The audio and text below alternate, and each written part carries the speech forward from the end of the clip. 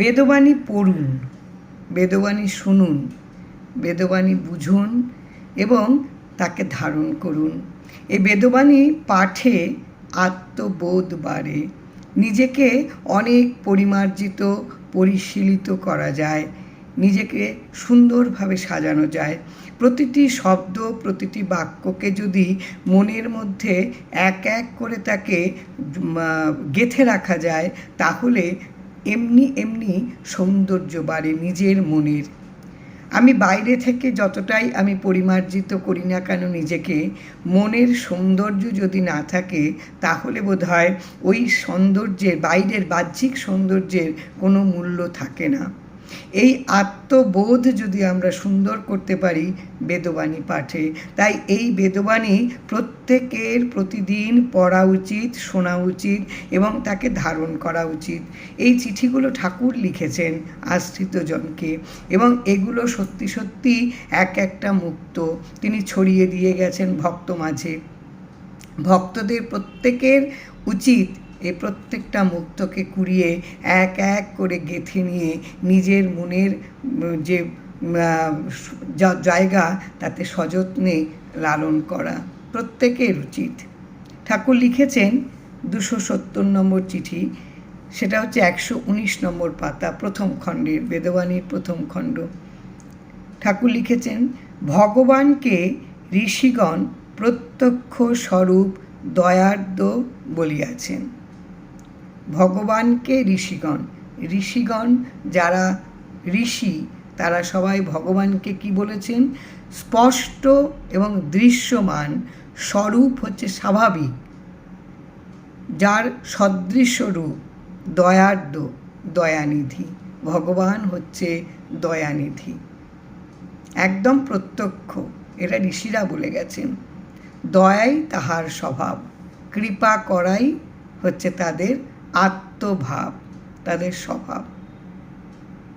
ভগবানকে যদি আমরা প্রতি মুহূর্তে স্মরণ করতে পারি, প্রতি মুহূর্তে তাকে নিয়ে প্রতিটি পা ফেলতে পারি, প্রতিটি মুহূর্ত কাজে যাপনে যদি তাকে স্মরণ করে চলি, তাহলে তিনি কখনোই আমাদের ছেড়ে কোথাও যাবেন না। কেননা তিনি হচ্ছেন প্রত্যক্ষ স্বরূপ দয়ানিধি। দয়া করাই হচ্ছে তার একমাত্র স্বভাব। এই দয়ানিধিকে যদি স্মরণ করা যায়, তাহলে তো আমাদের কোনো সময় কোনো কিছুতেই কোনো চিন্তা থাকবে না।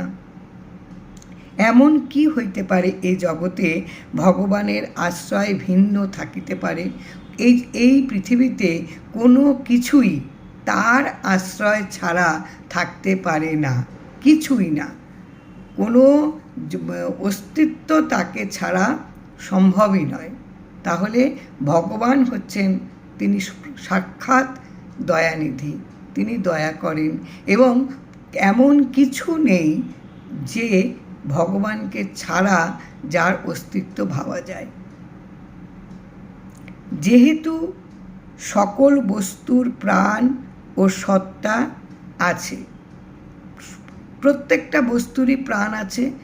যেগুলি জড় পদার্থ সেগুলি আলাদা, কিন্তু যেটা সজীব, যার প্রাণ আছে, তার অস্তিত্বও আছে, সত্তাও আছে তার ভেতরে, এবং তার ভেতরে একটা নিত্যতা আছে। অতএব কর্ম প্রারব্ধ বশেই গুণের তারতম্য যোগে চলিয়া যাইতেছে। এই যে আমাদের যে প্রত্যেকটা মুহূর্তের যে আমাদের কাজ, এটা আমাদের অর্জিত কর্মফল দ্বারা, যা আমার সঞ্চিত কর্মফল, এটার বশেই কাজ করে যেতে হবে এবং এটারই একটা যোগ আমাদের মধ্যে চলছে। এই যোগেই আমরা এখন চলছি। কেবলমাত্র প্রাণের প্রতি লক্ষ্য রাখিয়া সকল ভার বিগ্রহে প্রদান করিয়া সকল কর্ম সত্যের সঙ্গ দান করিতে চেষ্টা করিবে। বলছেন, আমি আরেকবার বলছি, যে ঠাকুর কি বলছেন, যেহেতু সব বস্তুরই যেগুলি জড় পদার্থ ছাড়া সজীব বস্তুর সবাইকারই প্রাণ আছে এবং সত্তা আছে, সবাইকারই হচ্ছে অস্তিত্ব আছে এবং তাদের নিত্যতা আছে। তারা হচ্ছে, তাদের একটা মানে উপস্থিতি আছে তাদের। অতএব এই যে প্রত্যেকেরই যে একটা প্রারব্ধ ভোগ, প্রত্যেকের যে কাজগুলো করতে হয়, এই প্রত্যেকটা কাজই হচ্ছে প্রত্যেকটা কাজের যে ভাগ, যে গুণের তারতম্য। কাউকে একটু অল্প যাতনা ভোগ করতে হয়, কাউকে অনেকটা ভোগ করতে হয়, কাউকে কিছুই ভোগ করতে হয় না। সবটাই হচ্ছে আমাদের প্রারব্ধ বশে এই আমাদের গুণের তারতম্য অনুযায়ী এগুলোর যোগ হয়ে থাকে আমাদের জীবনে। তাই প্রত্যেকটা কাজ আমাদের করে যেতে হয়। সমস্ত কাজের ভার সব কিছু যদি আমরা আমাদের জীবনী শক্তি, আমাদের এই জীবনী শক্তির প্রতি লক্ষ্য রেখে আমরা যদি সব ভার দেবতার মূর্তিতে প্রদান, তাকে তার পায়ে সব ভার যদি প্রদান করে দিই, দিয়ে প্রত্যেকটা কাজের মধ্যে যদি সত্যকে আমরা সাথী করতে পারি, তাহলেই কিন্তু আমাদের মুক্তি আসন্ন। এবং এটাই আমাদের চেষ্টা করতে বলছেন ঠাকুর। যাই আসুক না কেন আমাদের জীবনে, যত দুর্বহ যাতনা আসুক, আমরা যদি মনকে তৈরি করতে পারি যে সবটাই আমার প্রারব্ধে অর্জিত কর্মফল, এটা আমাকে ভোগ করে যেতে হবে, এবং এই ভোগটাও কিন্তু গুণের তারতম্য অনুযায়ী হয়। যার যতটা পরিমাণ, আসলে এটা তো ভীষণ সত্যি কথা, যে যতটা সঞ্চয় করেছে সেই অনুযায়ী তার প্রাপ্তি হবে। যার কর্মফল যেমনভাবে জমে আছে, ঠিক ভোগটাও তেমনভাবেই ভাগ ভাগ করে দেওয়া হয়। এবং প্রত্যেকটা মানুষকে এই তাদের জীবনী শক্তিতেই, মানে যতদিন পর্যন্ত তার ভেতরে জীবনী শক্তি আছে, এই জীবনী শক্তির প্রতি লক্ষ্য রেখে প্রত্যেকটা দায়িত্বের কাজ তোমাকে করতে হবে। কিন্তু তোমার ভার তুমি ভগবানের পায়ে দিয়ে রাখো। দিয়ে রাখা মানে তুমি তাকে স্মরণ করো, তুমি তাকে নামে ডুবে থাকো, নিজেকে ডুবিয়ে রাখো। প্রত্যেকটা কাজের মধ্য দিয়ে যদি তুমি তাকে স্মরণ করো, তার প্রতি যদি তুমি সম্পূর্ণটা নিয়োজিত করে রাখো, যে তুমি আমাকে যেমনভাবে চালাচ্ছ আমি তেমনভাবে চলছি, তুমি আমায় যেমন করাচ্ছ আমি তেমনটা করছি, এটা যদি ভাবি, তাহলে পরে আমার ভেতরে অস্থিরতা আসবে না, আমার ভেতরে সহিষ্ণুতা কমে যাবে না, ধৈর্য হারিয়ে ফেলবো না। আমি সব সময় ধৈর্য নিয়েই থাকবো, কারণ এটা আমার করতে হবে।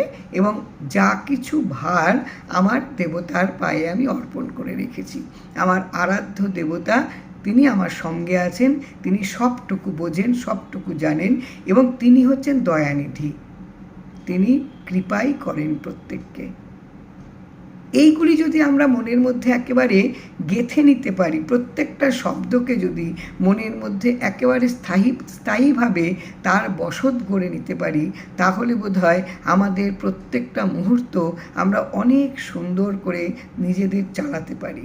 আমরা অস্থির হতে পারি না, হব না অস্থির। আমাদের বিভিন্ন পথে দৌড়ে সাময়িক শান্তি খোঁজার জন্য আমাদের ব্যতিব্যস্ত হতে হবে না। গুরুর পায়ে যদি সব অর্পণ করে রাখা হয়, তার যে পাওনা, তার যে তৃপ্তি, এটা বোধহয় অন্য কিছুতে পাওয়া যায় না। ব্যতিব্যস্ত হয়ে শুধু ছোটাই হয়। ভগবান অচিরেই শান্ত পদ দিয়া পরম শান্তিতে নিয়ে যাইবেন। কি অপূর্ব মানে নিশ্চিন্তের যে তিনি একটা মানুষের মধ্যে তিনি এই যে চিঠির মধ্য দিয়ে তিনি জানিয়ে দিলেন যে তোমার যা কৃতকর্ম, সেই কৃতকর্ম অনুযায়ী তোমার ভোগ, তুমি যেমন কাজ করেছো তেমন অনুযায়ী তোমার ভোগ। এই ভোগ তুমি কখনো অস্থির হয়ে উঠবে না, এই ভোগ তুমি করে যাও, কিন্তু তোমার সমস্ত ভার তুমি তার পায়ে অর্পণ করে রাখো, যে তোমার আরাধ্য দেবতা। তিনি অচিরেই তোমাকে শান্ত পদ দিয়ে তোমাকে মুক্তি করে নেবেন। এর থেকে বড় প্রাপ্তি বোধ হয় আর কিছুতে হয় না। স্বয়ং সত্যনারায়ণ আমাদের আশ্রয় দিয়েছেন। তিনি হচ্ছেন পূর্ণ ব্রহ্ম সত্যনারায়ণ। এতটা কৃপা অনেকটা কৃপা যদি পাওয়া যায় তাহলে তার আশ্রয় পাওয়া যায়। তার আশ্রয় প্রাপ্তিও কিন্তু অনেকটা কৃপার অর্জন করতে হয়।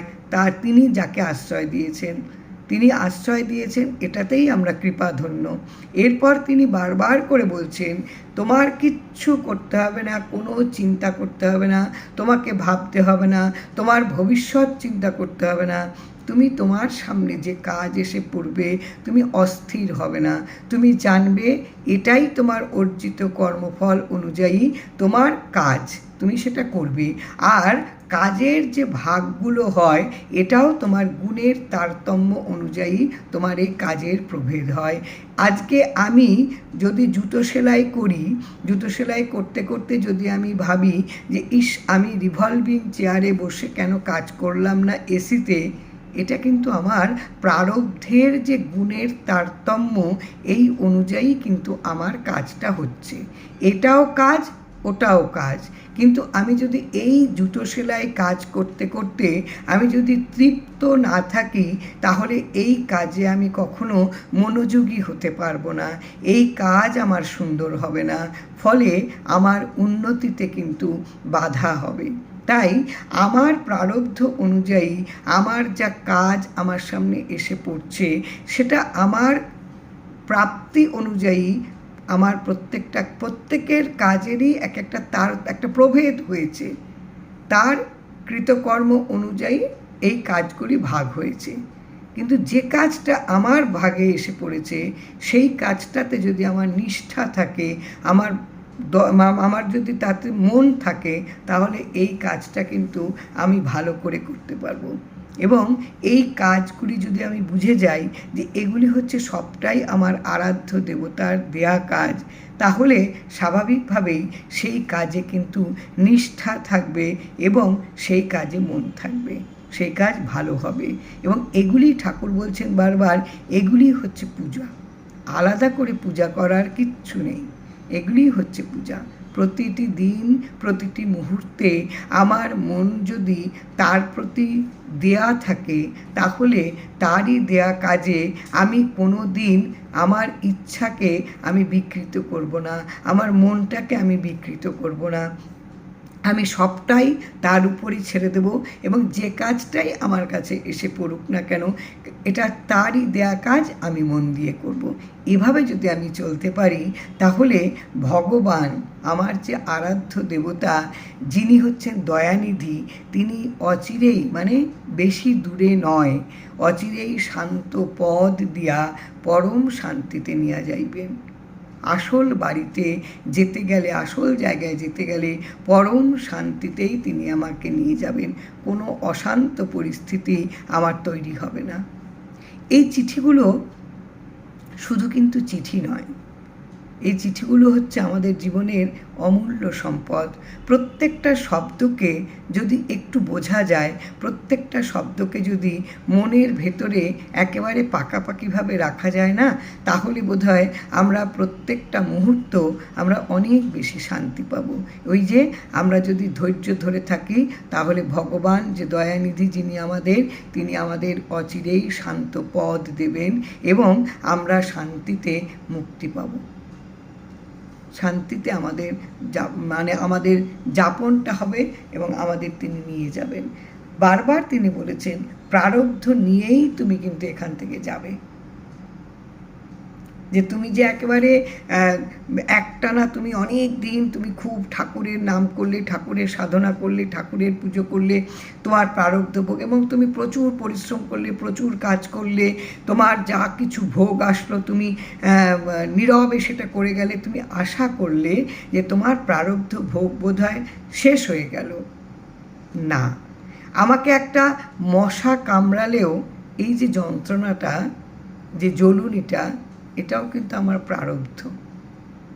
কাজে এই প্রারব্ধ নিয়েই কিন্তু আমাকে যেতে হবে।